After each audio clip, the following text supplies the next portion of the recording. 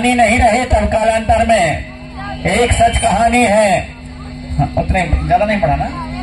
एक कहानी है, एक दंती है कि एक अहीर एक गाय चराने वाला गाय चरवाहा अपनी गायों को चराने के लिए नामनगर चौगान से करिया पहाड़ में ले जाता था।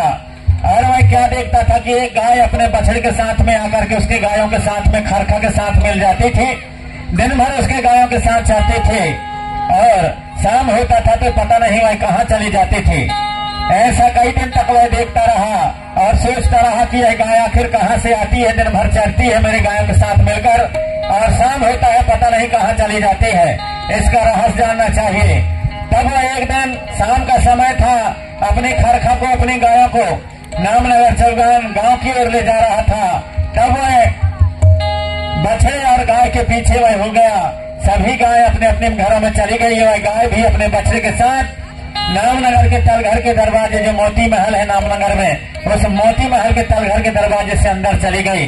पीछे पीछे चरवाहा आ गया, चलता गया और वहां पर उन्हें कलशप रूप में राजा रानी के रूप में उन्हें दर्शन दिए, उन्हें अच्छा खिलाया पिलाया, मान सत्कार किया।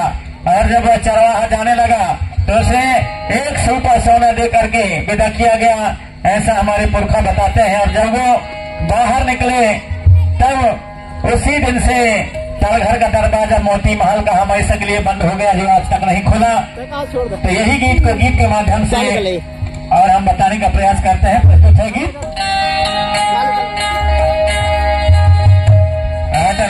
पाटन गहा है कौन मरण के